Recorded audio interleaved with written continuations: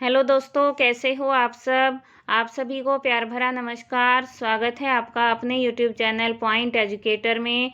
और आज हम हिंदी के पीवाईक्यू सीरीज में जो हमने चलाई हैं उसका 4th पार्ट करेंगे, जिसमें पीआरटी लेवल 2021 में पेपर में जो कॉमन हिंदी के 15 क्वेश्चन आए थे वो सभी सोल्व करने वाले हैं। और एक बात बता देती हूँ, मेरा टेलीग्राम चैनल पॉइंट एजुकेटर नाम से है। जिसने ज्वाइन नहीं किया है ज्वाइन कर लीजिए, क्योंकि वहाँ पर ये क्वेश्चन हैं इनकी पीडीएफ और साथ में इनको एक्सप्लेन करती हूँ। कुछ टॉपिक पॉइंट हैं वो भी वहाँ पे शेयर किए जाते हैं। तो सबसे पहला है हमारा, निम्न में से कौन सा शब्द गुण स्वर संधि का उदाहरण है। अब पूछा है इन्होंने गुण स्वर संधि। तो गुण स्वर संधि होती क्या है, जिसमें ए आ, पहले शब्द में तो ए आ होंगे और उसमें मिलेंगे ई ई मिलके बन जाएगा ए, और ऊ मिलके बन जाएगा ओ, और री मिलके बन जाएगा अर। तो जिसमें ए ओ और अर बनता है, ए ओ अर, वो होता है हमारा गुण स्वर संधि। अब इसमें देखो, हिम प्लस उपल, पहला ऑप्शन क्या है, हिम प्लस उपल, तो ये हमारा क्या हो गया, ए में क्या मिला है ऊ, इसलिए वो बन गया। तो ये ऑप्शन हमारा गुण स्वर संधि का है। अगला करें तो ये होगा नभः प्लस मंडल, नभो मंडल, तो ये किसका है, विसर्ग संधि का हो गया।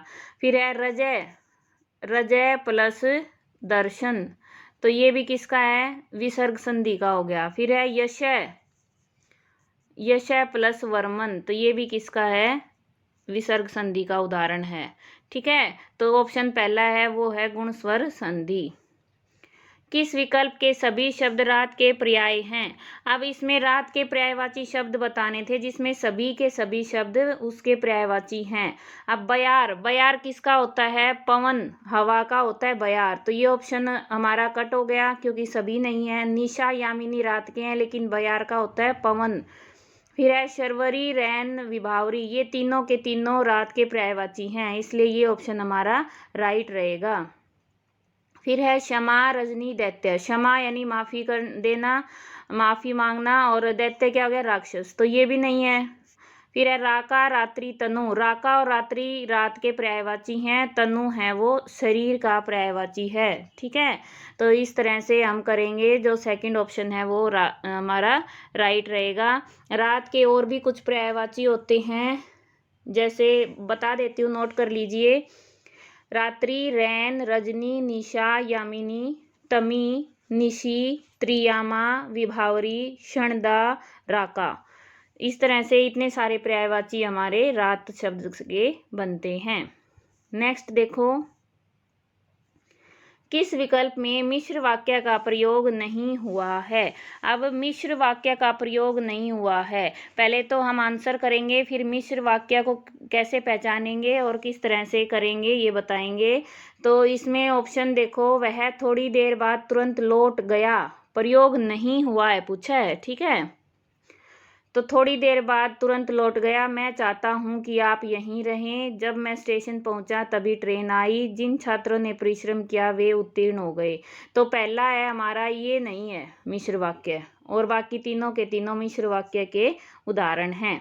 अब ये होते क्या हैं, देखो मैंने साथ में पीडीएफ लगाई है, थोड़ा सा एक्सप्लेन करते हैं।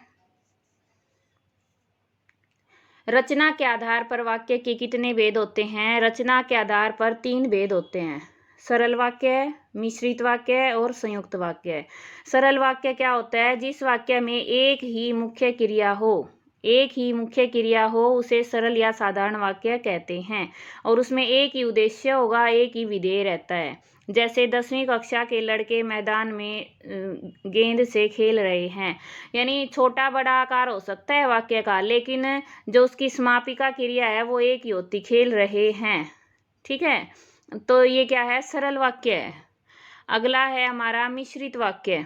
मिश्रित वाक्य क्या होता है, जिस वाक्य में एक प्रधान उपवाक्य हो, एक प्रधान उपवाक्य और एक या एक से अधिक उपवाक्य उस पर आश्रित हो तो उसे मिश्रित कहते हैं। देखो आश्रित और मिश्रित सेम दिखता है ना, श्र श्र आता है दोनों में, मिश्रित श्रित श्रित। तो इसे याद रखो कि आश्रित वाक्य जिसमें होगा वो होगा मिश्रित। तो प्रधान वाक्य पर आश्रित होने वाले वाक्य को आश्रित वाक्य कहते हैं।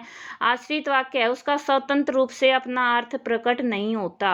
अब आपने ये देखा है कि जैसे वे सफल नहीं होते, वे सफल नहीं होते जो परिश्रम से कार्य नहीं करते। अब वे सफल नहीं होते ये हो गया हमारा प्रधान, और जो परिश्रम से कार्य नहीं करते, जो परिश्रम से कार्य नहीं करते इसका पूरा अर्थ नहीं निकल रहा है, इसलिए ये आश्रित हो गया। ठीक है, इस तरह से हम देखते हैं। और जो हमारे उदाहरण थे उसमें देखो, अब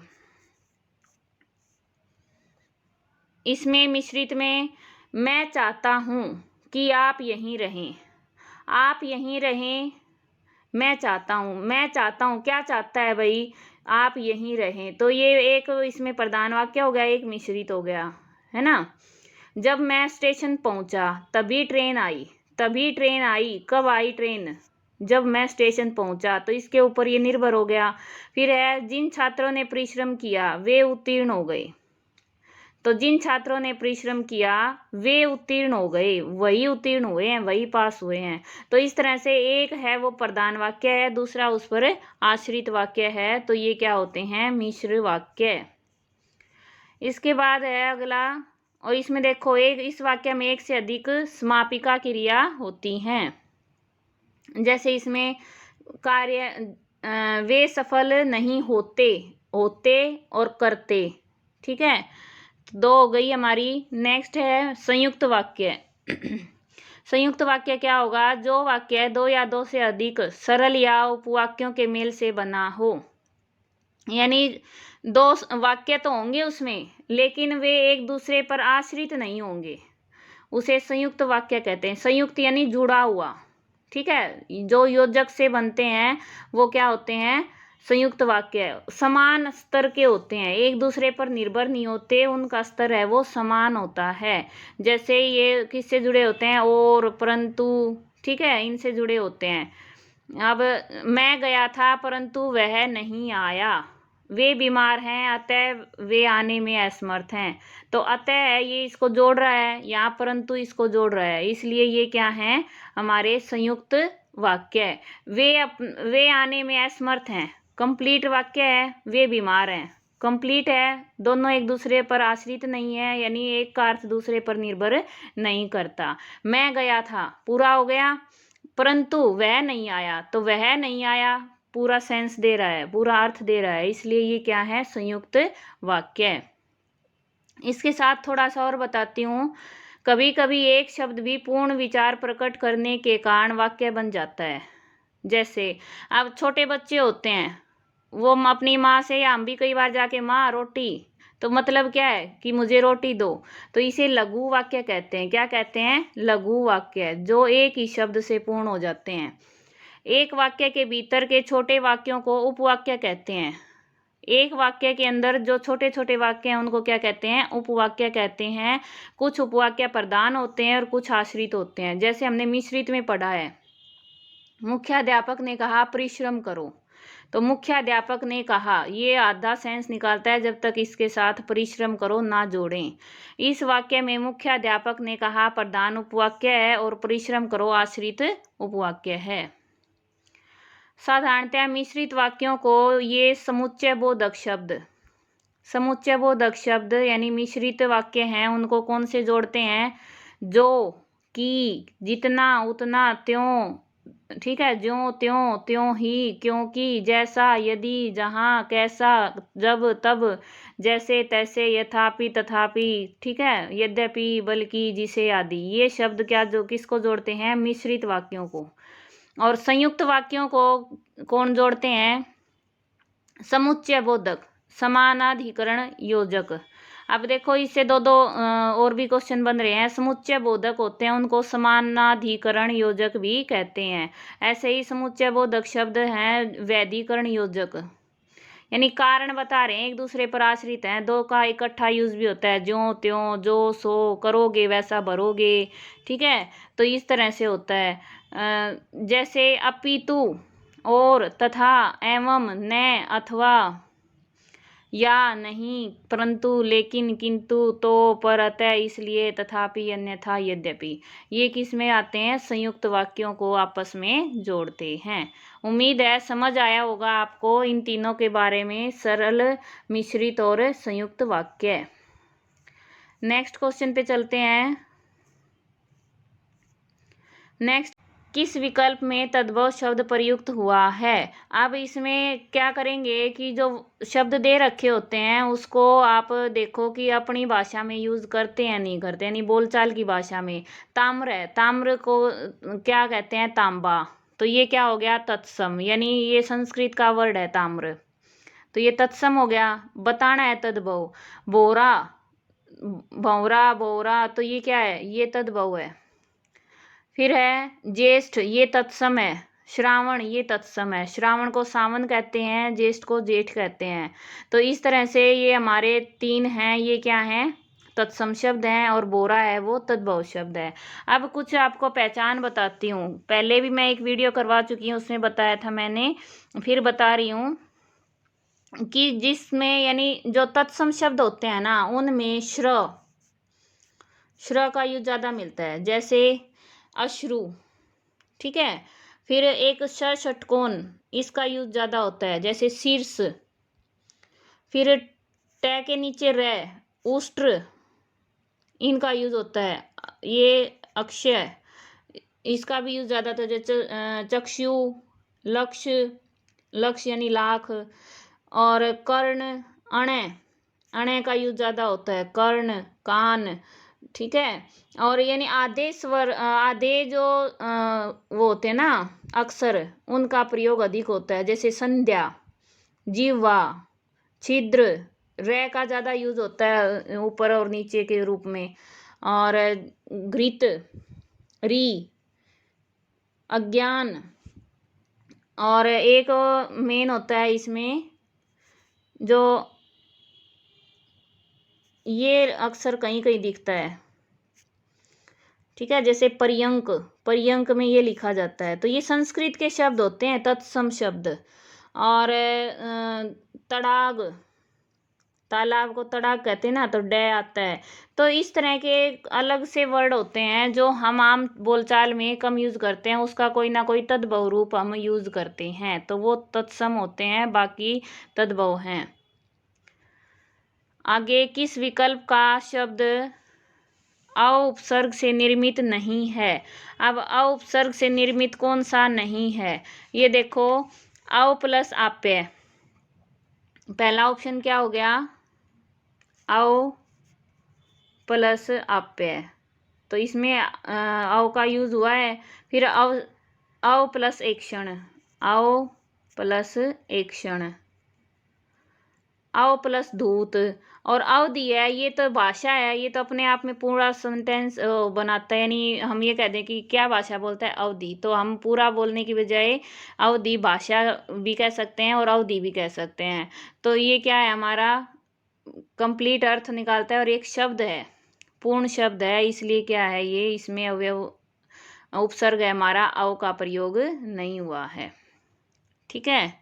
नेक्स्ट देखो, निम्न में से कौन सी क्रिया कर्म की अपेक्षा रखती है? कर्म की अपेक्षा रखने वाली कौन सी क्रियाएं होती हैं भाई? वो होती हैं सकर्मक क्रिया। क्या होती हैं? सकर्मक क्रिया। तो इसमें बतानी है कि कौन सी सकर्मक क्रिया है, मतलब ये है इनका। तो सकर्मक क्रिया इसमें कौन सी है? पीना, जिसमें क्या और किसको, क्या का उत्तर मिले वो सकर्मक क्रिया होती। क्या पीता है, ठीक है, दूध पीता है, पानी पीता है, क्या पीता है? जूस पीता है। दौड़ना, हंसना, रेंगना, ये क्या है? अकर्मक क्रियाएं हैं। अकर्मक क्रिया जिसमें कर्म की जरूरत नहीं पड़ती, जो अपने आप होती हैं। क्या रेंगता है, ठीक है, क्या हंसता है, तो ये सब क्या है? हमारी अकर्मक क्रियाएं। नेक्स्ट देखो, किस मस्त पद का विग्रह अनुचित है? अब अनुचित विग्रह बताना है। निरामिष, आमिष से रहित। अतीन्द्रिय, इंद्रियों के अनुभव से परे। अत्यावश्यक, आवश्यकता से परे। आशा के बदले की गई आशा। अब निरामिष में क्या बना है, निर प्लस मिश, यानी अव्ययी भाव समास है। अतीन्द्रिय में अति प्लस इंद्रिय, तो अतीन्द्रिय भी क्या है, अव्ययी भाव है। अति प्लस आवश्यक और प्रति प्लस आशा, सारे के सारे अव्ययी भाव समास के उदाहरण हैं। ये तो पता चल गया। अब इन्होंने अनुचित पूछा है विग्रह, तो विग्रह अनुचित है आवश्यकता से परे, अति आवश्यक, यानी बहुत ज़्यादा आवश्यकता वाला है ये, अति आवश्यक। और इन्होंने कह दिया आवश्यकता से परे, तो ये हमारा गलत समस्त पद का विग्रह है, बाकी सारे ठीक हैं। नेक्स्ट है चोर की दाढ़ी में तिनका, लोकोक्ति का उचित भावार्थ चुनिए। अब चोर की दाढ़ी में तिनका होना क्या होता है, अपराधी सदैव शंकित रहता है, यानी जिसने चोरी की होगी उसके मन में शंका हमेशा ही रहती है, उसे ये लगता है कि भाई कहीं मैं पकड़ा न जाऊं। अब मान लो कि आ जाए छोटे लोगों का बढ़ चढ़ कर बोलना, तो इससे हम किसी लोकोक्ति को मिला सकते हैं, जैसे थोथा चना बाजेगा ना, ये भी बोल सकते हैं। और अपराध करके निरपराध बनना, 900 चूहे खाकर बिल्ली हज को चली, तो ये भी हो सकता है। तो इस तरह से हमें इनका थोड़ा सा अर्थ, लोकोक्ति हैं, मुहावरे हैं, वो ध्यान से करने होते हैं। नेक्स्ट क्वेश्चन है, विलोम शब्द की दृष्टि से संगत विकल्प चुनिए। विलास, परलास, विहित, परहित, विपदा, आपदा, वैमनस्य, सोमनस्य।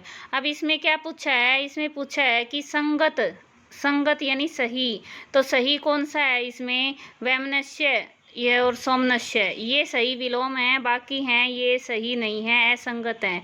इसलिए हमारा आंसर क्या होगा इसमें, ऑप्शन 4 है वो इसका सही आंसर होगा। नेक्स्ट क्वेश्चन देखिए। नेक्स्ट है, निम्न में से किस विकल्प में दंत्य वर्ण प्रयुक्त हुए हैं, दंत्य वर्ण।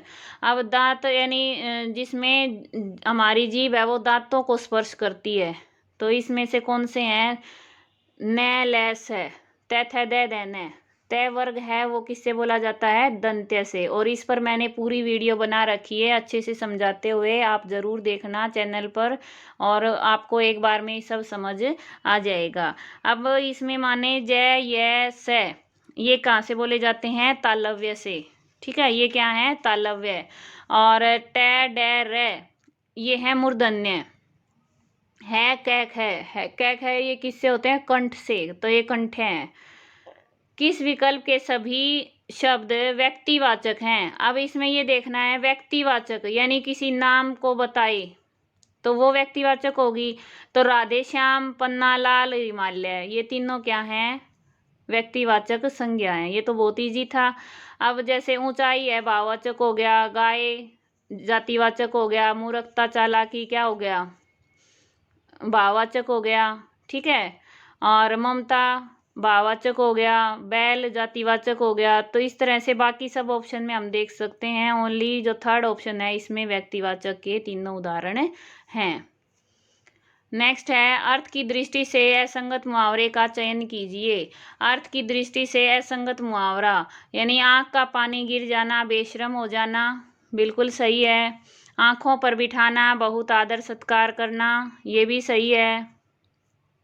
आंख का काजल चुराना, सफाई से चुराना, यानी इतनी सफाई से कोई चीज़ चुराना कि सामने वाले को पता भी ना चले, ऐसे करना, ठीक है, तो ये भी सही है। और असंगत बताना है, गलत बताना है। अरमान निकालना, अपनी बात करते रहना, ये अपने मुंह मियाँ मिट्ठू बनना, ये होगा इसका। लेकिन अरमान निकालना का क्या होता है कि अपनी इच्छा पूरी करना, ये नहीं कहते। जैसे मान लो किसी से अगर लड़ाई भी कर ली, या फिर तो आज मैंने अपने सारे अरमान निकाल लिए।